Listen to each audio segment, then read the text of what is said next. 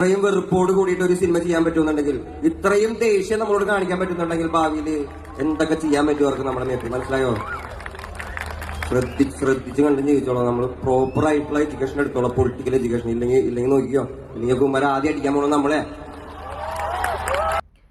നമസ്കാരം. കേരള സ്റ്റോറി എന്ന മൂവിയെ പറ്റി വേടൻ സംസാരിച്ച വാക്കുകളാണ്. ഒരു സ്റ്റേജ് പ്രോഗ്രാമിനിടയിൽ പറഞ്ഞതാണ്. പറഞ്ഞ കാര്യം ശരിയാണ് എന്ന് എനിക്ക് തോന്നി. അതുകൊണ്ടാണ് എൻ്റെ വീഡിയോയുടെ തുടക്കത്തിൽ ഞാൻ ആ വീഡിയോ വെച്ചത്. ഇതിൽ പറഞ്ഞിരിക്കുന്നത് പോലെ നമ്മൾ കുറച്ചും കൂടി ജാഗ്രത കാണിക്കേണ്ട സമയമാണിത്. അതായത് എന്ന് മുതലാണോ രാഷ്ട്രീയക്കാര് മതത്തെ ആയുധമാക്കി എടുക്കാൻ തുടങ്ങിയത്, അന്ന് മുതലാണ് നമ്മുടെ നാട്ടിൽ ഇത്തരം പ്രശ്നങ്ങളൊക്കെ ഉണ്ടാകാൻ തുടങ്ങിയത്. എല്ലാ സംഭവത്തിലും പ്രശ്നങ്ങളുണ്ട്, എല്ലാ കാര്യത്തിലും പോരായ്മകളുണ്ട് എന്ന് പറയുന്നത് പോലെ മതത്തിലും പോരായ്മകളുണ്ട്. പക്ഷേ മതത്തിൽ രാഷ്ട്രീയം കടന്നു കയറി കഴിയുമ്പോഴേക്കും ആ പോരായ്മകൾ ഊതി പെരുപ്പിച്ച് വലിയ കാട്ടുതീ പോലെയാകും. അതാണ് രാഷ്ട്രീയക്കാർ ഇപ്പോൾ ചെയ്തുകൊണ്ടിരിക്കുന്നത്. പ്രശ്നങ്ങളെ ഊതിപ്പെരുപ്പിച്ച് കാട്ടുതീയാക്കി വലിയ പ്രശ്നങ്ങൾ ഉണ്ടാക്കിയെടുക്കുകയാണ് രാഷ്ട്രീയക്കാർ ചെയ്തുകൊണ്ടിരിക്കുന്നത്. കേരള സ്റ്റോറി എന്ന് പറയുന്ന മൂവിയുടെ ആവശ്യമുണ്ടോ സത്യത്തിൽ? നമ്മുടെ സംസ്ഥാനത്തെ മനഃപൂർവ്വം ടാർഗറ്റ് ചെയ്ത് കരി തേച്ച് കാണിക്കുകയാണ്. മറ്റുള്ളവരുടെ മുമ്പിൽ നമ്മുടെ സംസ്ഥാനത്ത് ഇത്തരം പ്രശ്നങ്ങൾ മാത്രമാണ് നടക്കുന്നത്, മലയാളികൾ മുഴുവനായിട്ട് പൊട്ടന്മാരാണ് എന്ന് പോർട്രേ ചെയ്യുകയല്ലേ ഈ മൂവിയിലൂടെ കാണിച്ചുകൊണ്ടിരിക്കുന്നത്? അതെ, കേരള സ്റ്റോറി പാർട്ട് 1 നമ്മളെല്ലാവരും കണ്ടതാണ്. അതിനകത്ത് പറയുന്ന ഇൻസിഡൻറ്റ് നമ്മുടെ കേരളത്തിൽ ഉണ്ടായിട്ടുണ്ട്. 3 പെൺകുട്ടികൾ ഇസ്ലാമിലേക്ക് കൺവേർട്ട് ചെയ്ത് ISIS ചേർന്ന സംഭവം നമുക്കറിയാം. അഫ്ഗാനിസ്ഥാനിലേക്ക് പോയി. അതിലെ ഒരു പെൺകുട്ടി നിമിഷ എന്ന് പറയുന്ന സ്ത്രീ കേരളത്തിലേക്ക് വരാൻ വേണ്ടിയിട്ട്, ഇന്ത്യയിലേക്ക് തിരിച്ചു വരാൻ വേണ്ടിയിട്ട് ഇന്ത്യൻ ഗവൺമെന്റിനോട് പ്ലീഡ് ചെയ്ത വാർത്തയൊക്കെ നമ്മൾ കേട്ടതാണ്. ഭർത്താവിൻ്റെ മരണശേഷം പെട്ടുപോയി എന്ന് പറഞ്ഞ് പ്ലീഡ് ചെയ്യുന്ന കാര്യമൊക്കെ നമ്മൾ അറിഞ്ഞതാണ്. അപ്പോൾ അങ്ങനെ ഒരു ഇൻസിഡൻറ്റ് കേരളത്തിൽ ഉണ്ടായിട്ടുണ്ട്. അത് കേരളത്തിൽ മാത്രമല്ല, ഞാൻ ആദ്യത്തെ വീഡിയോയിൽ പറഞ്ഞതുപോലെ ഇന്ത്യയിൽ ഉടനീളം അത്തരം സംഭവങ്ങൾ ധാരാളം ആവർത്തിക്കുന്നുണ്ട്. കേരളത്തിൽ ഒരു ഒറ്റപ്പെട്ട സംഭവം ഉണ്ടായി എന്നത് മാത്രമാണ്. അപ്പോൾ അതിനകത്തൊരു തിരുത്തുണ്ട്. ഹിന്ദു യുവതികളും യുവാക്കളും മാത്രമല്ല, നമ്മുടെ രാജ്യത്തുള്ള എല്ലാ മതവിഭാഗത്തിൽപ്പെട്ടിട്ടുള്ള യുവതികളും യുവാക്കളും ഇത്തരം സംഘടനയിലേക്ക് പോയി ചേരുന്നുണ്ട്. അതിൽ കൂടുതൽ സംഭവിക്കുന്നത് മുസ്ലിങ്ങൾക്കാണ്. അപ്പം കൂടുതലും വിക്ടിമൈസ് ആകപ്പെടുന്നത് ആരാണ്? മുസ്ലിങ്ങളാണ്. പക്ഷേ ഈ സിനിമയിലൂടെ കരിവാരി തേക്കുന്നത് ഒരു വിഭാഗത്തെ മാത്രമാണ്. ആ വിഭാഗത്തിലുള്ള, ആ കമ്മ്യൂണിറ്റിയിൽപ്പെട്ടിട്ടുള്ള എല്ലാ ആൾക്കാരും തെറ്റുകാരാണ്. അതിലൊരു 1-2% ആൾക്കാർ തെറ്റുകാരാണ്. മിക്ക മതവിഭാഗത്തിനെ എടുത്തു നോക്കിക്കഴിഞ്ഞാലും, മിക്ക മതങ്ങൾ എടുത്തു നോക്കിക്കഴിഞ്ഞാലും ആ മതത്തിലുള്ള ഒരു 10% ആൾക്കാർ, അല്ലെങ്കിൽ ഒരു 1-2% ആൾക്കാർ തെറ്റുകാരാണ്, തീവ്രമായിട്ട് ചിന്തിക്കുന്ന ആൾക്കാരാണ്. അങ്ങനെ 1-2% ആൾക്കാർ ചിന്തിച്ചു എന്ന് വിചാരിച്ച് ആ മതവിഭാഗം മുഴുവനായിട്ട് തെറ്റുകാരാണോ? ഒരിക്കലും അല്ല. ഇന്ത്യയിൽ അങ്ങോളം ഇങ്ങോളം പല മതവിഭാഗത്തിൽപ്പെട്ടിട്ടുള്ള ആൾക്കാർ ക്രിയേറ്റ് ചെയ്യുന്ന പ്രോബ്ലംസ് ധാരാളമുണ്ട്, ഒരു മതവിഭാഗം മാത്രമല്ല.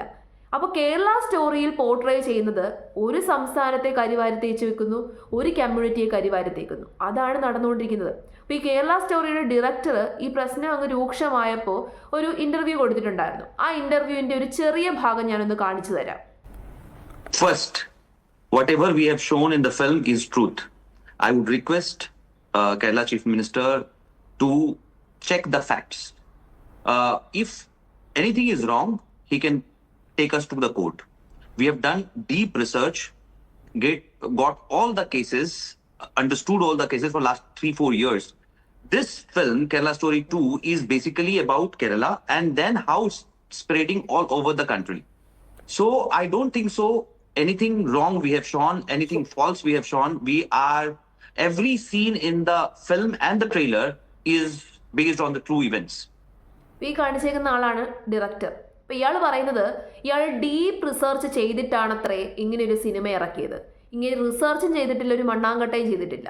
റിസർച്ച് ചെയ്തിട്ടുണ്ടായിരുന്നുണ്ടെങ്കിൽ, അങ്ങനെ റിസർച്ച് ചെയ്യണമെന്നുണ്ടെങ്കിൽ എവിടേക്ക് വരണം? ഒരു സംസ്ഥാനത്തെ പറ്റിയിട്ട് റിസർച്ച് ചെയ്യണമെന്നുണ്ടെങ്കിൽ ആ സംസ്ഥാനത്തിലേക്ക് വരണം. ഈ സംസ്ഥാനത്തിൽ വന്നു കഴിഞ്ഞാൽ, കേരളത്തിൽ വന്നു കഴിഞ്ഞാൽ ഇവിടെ എന്താണ് നടക്കുന്നത് എന്നുള്ളത് സുഖമായിട്ട് കണ്ടുപിടിക്കാം. കാരണം ഏറ്റവും കൂടുതൽ ആൾക്കാരെ വെൽക്കം ചെയ്യുന്നതും ഏറ്റവും കൂടുതൽ ആൾക്കാരുടെ അടുത്ത് സംസാരിക്കുന്നതും ബിഹേവ് ചെയ്യുന്നതും ഒക്കെ മലയാളികളാണ്. നമ്മൾ ഭയങ്കര ഫ്ലെക്സിബിളാണ്. നമ്മൾ ലാംഗ്വേജ് നോക്കിയോ മതം നോക്കിയോ ഒന്നുമല്ല ഒരാളെ വിലയിരുത്തുന്നത്. ഏത് ലാംഗ്വേജിൽ പെട്ടിട്ടുള്ളവരായിക്കോട്ടെ, ഏത് വിഭാഗത്തിൽ പെട്ടിട്ടുള്ള ആൾക്കാർക്കും കൂളായിട്ട് നടന്നു പോകാൻ പറ്റുന്ന ഒരു സ്ഥലമാണ് കേരളം. അതിവിടെ വന്നു കഴിഞ്ഞാൽ, ഇവിടെ വന്ന് റിസർച്ച് ചെയ്ത് കഴിഞ്ഞാൽ മനസ്സിലാകും. അങ്ങനെ ഒരു ഡീപ്പ് റിസർച്ച് ഇയാൾ ചെയ്തിട്ടുണ്ടായിരുന്നുണ്ടെങ്കിൽ ഈ സിനിമയ്ക്ക് ഒരിക്കലും കേരള സ്റ്റോറി എന്ന് പേരിടത്തില്ലായിരുന്നു. ഇയാൾ പറയുന്നു ഇന്ത്യയിലുള്ള പല സംസ്ഥാനങ്ങളിൽ നടക്കുന്ന കാര്യമാണ്, ആ കാര്യങ്ങൾ ജനങ്ങൾ അറിയേണ്ടതാണ്, അതിനു വേണ്ടിയിട്ടാണ് ഇങ്ങനെ ഒരു സിനിമ ഇറക്കിയത് എന്ന്. അങ്ങനെ അതിനു വേണ്ടിയിട്ടാണ് സിനിമ ഇറക്കിയത് എന്നുണ്ടെങ്കിൽ എന്തിനു വേണ്ടിയിട്ടാണ് കേരള സ്റ്റോറി എന്ന് പേരിട്ടേക്കുന്നത്? കേരളത്തിൽ മാത്രം നടക്കുന്ന ഒരു സംഭവമാണ് എന്നുണ്ടെങ്കിൽ നമുക്ക് കേരള സ്റ്റോറി എന്നിടാം. ഇത് ഇന്ത്യയിൽ ഒട്ടാകെ നടക്കുന്ന ഒരു സംഭവമാണ് എങ്കിൽ അയാൾ ഒരിക്കലും കേരള സ്റ്റോറി എന്ന് പേരിടാൻ പാടില്ല. നമുക്ക് ആദ്യം വേണ്ടത് ഈ കേരള സ്റ്റോറി എന്ന് പറയുന്ന നമ്മുടെ സംസ്ഥാനത്തിൻ്റെ പേര് ഈ സിനിമയിൽ നിന്ന് നീക്കണം.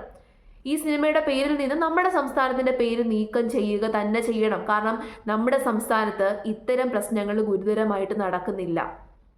അപ്പോൾ ഇയാൾ പ്രശ്നങ്ങളെയാണ് പോർട്രേ ചെയ്യുന്നത് എന്നുണ്ടെങ്കിൽ, പ്രശ്നത്തിന് പരിഹാരം ഉണ്ടാക്കാൻ വേണ്ടിയിട്ടും പ്രശ്നങ്ങളെയാണ് പോർട്രേ ചെയ്യുന്നത് എന്നുണ്ടെങ്കിലും ആ ഒരു ഇഷ്യൂവിനെ കുറിച്ച് മാത്രം പറയണം, ആ പ്രശ്നത്തെക്കുറിച്ച് മാത്രം പറയണം. നമ്മുടെ രാജ്യത്തുള്ള, ഇറസ്പെക്റ്റീവ് ഓഫ് അവരുടെ മതം നോക്കാതെ, നമ്മുടെ രാജ്യത്തുള്ള ചില യുവതികളും യുവാക്കളും, അതിനകത്ത് മതം ഞാൻ പറയുന്നില്ല, കാരണം എല്ലാ മതവിഭാഗത്തിൽപ്പെട്ടിട്ടുള്ള ആൾക്കാരും തെറ്റായിട്ടുള്ള കാര്യങ്ങളിലേക്ക് പോകുന്നുണ്ട്, തെറ്റായ സംഘടനയിലേക്ക് പോയി ജോയിൻ ചെയ്യുന്നുണ്ട്, നമ്മളുടെ കണ്ണ് വെട്ടിച്ച്. അപ്പം അത്തരം വിഷയങ്ങളെക്കുറിച്ച് മാത്രം പോർട്രേ ചെയ്യുക, ആ വിഷയത്തെക്കുറിച്ച് മാത്രം സംസാരിക്കുക. പകരം ഒരു കമ്മ്യൂണിറ്റി മുഴുവനായിട്ട് അങ്ങ് കരിവാരി തേക്കാണ്. ആ കമ്മ്യൂണിറ്റിയിലുള്ള എല്ലാ ആൾക്കാരും മോശപ്പെട്ടവരാണ്, അവർ മതം മാറ്റം നടക്കുന്നവരാണ്, അവരങ്ങനെയാണ്, അവരിങ്ങനെയാണ്, കേരളത്തിലുള്ളവർ അങ്ങനെയാണ്, മലയാളികൾ പൊട്ടന്മാരാണ്, ആരെങ്കിലും വന്ന് മതം മാറാൻ പറയുമ്പോഴേക്കും മതം മാറാൻ പോകുന്നവരാണ്, പ്രണയിക്കുമ്പോഴേക്കും അങ്ങ് വലയിൽ വീഴുന്നതാണ് മലയാളി യുവതികൾ. ഇങ്ങനെയാണ് പോർട്രേ ചെയ്ത് വെച്ചിരിക്കുന്നത്. അവിടെയാണ് നമ്മളുടെ വിഷയം. മലയാളികളൊന്നും അങ്ങനെ അല്ല. കുറച്ചൊക്കെ വിവരവും വിദ്യാഭ്യാസവും സാമാന്യ ബുദ്ധിയും ഒക്കെ ഉള്ളവരാണ് മലയാളികൾ മറ്റുള്ളവരെ അപേക്ഷിച്ച്. അത് നമ്മുടെ മലയാളികളുടെ ഹിസ്റ്ററി എടുത്ത് നോക്കിക്കഴിഞ്ഞാൽ തന്നെ അറിയാം. ഇവിടെ എന്തെങ്കിലും ഒരു പ്രശ്നം ഉണ്ടായിക്കഴിഞ്ഞാൽ ഹിന്ദുവും മുസ്ലിമും എല്ലാവരോടും ഒറ്റക്കെട്ടായിട്ട് പോയിട്ട് ആ പ്രശ്നത്തെ പരിഹരിക്കും. അവിടെ നമ്മൾക്ക് മതമില്ല, ജാതിയില്ല, വർഗമില്ല, വർണ്ണമില്ല, ഒന്നുമില്ല. എല്ലാ സ്ഥലത്തുള്ളതുപോലെയുള്ള പ്രശ്നങ്ങൾ നമ്മുടെ നാട്ടിലും ഉണ്ടായിട്ടുണ്ട്. പക്ഷേ അതിനെയൊക്കെ നമ്മൾ കൂടുതലും അതിജീവിച്ചത് എന്തുകൊണ്ടാണെന്ന് ചോദിച്ചു കഴിഞ്ഞാൽ നമ്മളുടെ ഒത്തൊരുമ കൊണ്ട് തന്നെയാണ്. നമുക്കങ്ങനെ വേർതിരിവില്ല. നമ്മൾ എപ്പോഴാണ് വേർതിരിവ് കാണിച്ചിട്ടുള്ളത്? എപ്പോഴാണ് നമ്മളുടെ ഇടയിൽ ഈ വേർതിരിവ് ഉണ്ടായത്? എപ്പോഴാണോ രാഷ്ട്രീയക്കാർ അനാവശ്യമായിട്ട് മതത്തെ പിടിച്ചിട്ടിട്ടുള്ളത്? എപ്പോഴാണോ രാഷ്ട്രീയക്കാർ അനാവശ്യമായിട്ട് മതത്തെ ആയുധമാക്കിയത്? അപ്പം മുതലാണ് നമ്മളുടെ ഇടയിൽ പ്രശ്നങ്ങൾ ഉണ്ടായിട്ടുള്ളത്. അപ്പോൾ നമുക്ക് ഈ കേരള സ്റ്റോറി എന്നുള്ള പേരിന് ആവശ്യമില്ല. നമ്മുടെ സംസ്ഥാനത്തെ മനഃപൂർവ്വം കരിവാരി തേക്കണ്ട, നമുക്കത് കാണണ്ട. ആ സ്റ്റോറിയിലുള്ളതുപോലെ ഒന്നും നമ്മുടെ നാട്ടിൽ നടക്കുന്നില്ല. അതുകൊണ്ട് തന്നെ നമുക്ക് ആ സ്റ്റോറി കാണണ്ട. നമ്മൾ ബഹിഷ്കരിക്കുന്നു, നമ്മൾ ബാൻ ചെയ്യുന്നു. എന്താണ് തെറ്റ്? നമ്മൾ നിർബന്ധിച്ച് കാണിക്കാനൊന്നും പറ്റത്തില്ലല്ലോ. അത് വെറുപ്പിൻ്റെ സ്റ്റോറിയാണ്. നമുക്ക് സ്നേഹത്തിൻ്റെ കഥകൾ മതി, വെറുപ്പിൻ്റെ കഥകൾ വേണ്ട. അപ്പോൾ ആദ്യം ചെയ്യേണ്ടത്, ഇയാൾ ഇന്ത്യയിൽ മുഴുവൻ നടന്ന സംഭവമാണ് എടുക്കുന്നത് എന്നുണ്ടെങ്കിൽ അതിനൊരു കാര്യം ചെയ്യണം, അതിന് ആ രീതിയിലുള്ളൊരു പേര് കൊടുക്കണം. അതായത് കേരള സ്റ്റോറി എന്നുള്ള പേര് വേണ്ട. കാരണം കേരളത്തിൻ്റെ കഥയല്ലത്. നമ്മൾ വളരെ ഹാർമോണിയസ് ആയിട്ട് ഒത്തൊരുമയോടുകൂടി യൂണിറ്റിയോടുകൂടി ജീവിക്കുന്ന ഒരു സംസ്ഥാനമാണ്. ഇവിടെ അങ്ങനെ പ്രത്യേകിച്ച് പ്രശ്നങ്ങളൊന്നുമില്ല. നമുക്ക് റിച്ച് ആയിട്ടുള്ളൊരു കൾച്ചറുണ്ട്. നമ്മുടെ സംസ്കാരത്തെയും നമ്മുടെ പാരമ്പര്യത്തെയും ഒക്കെ ഉയർത്തിപ്പിടിച്ചുകൊണ്ട് തന്നെ മറ്റുള്ളവരുടെ സംസ്കാരത്തെയും പാരമ്പര്യത്തെയും ബഹുമാനിക്കുന്നവരാണ് മലയാളികൾ. അതുകൊണ്ട് തന്നെ മലയാളികൾക്ക് ഇത്തരം കാര്യങ്ങൾ വേണ്ട, ഇത്തരം സ്റ്റോറികൾ നമുക്ക് കാണണ്ട. ഇത്തരം സ്റ്റോറികൾ, ആ സ്റ്റോറിയിൽ പോർട്രേ ചെയ്യുന്നത് മലയാളികളെ അല്ല. ഇയാൾ ഡീപ്പ് റിസർച്ച് ചെയ്തിട്ടുണ്ടായിരുന്നെങ്കിൽ അറ്റ്ലീസ്റ്റ് മലയാളികളെ പറ്റി പറയുമ്പോൾ കേരളത്തിൻ്റെ എന്തെങ്കിലുമൊക്കെ അതിനകത്ത് വേണ്ടേ? അറ്റ്ലീസ്റ്റ് ലാംഗ്വേജ് എങ്കിലും അതിനകത്ത് വേണ്ടേ? ഇതൊന്നുമില്ല. എന്നിട്ട് കേരള സ്റ്റോറി എന്ന് പേരിട്ടിട്ട് വെറുതെ നമ്മളെ കരിവാരിത്തേക്കാണ്.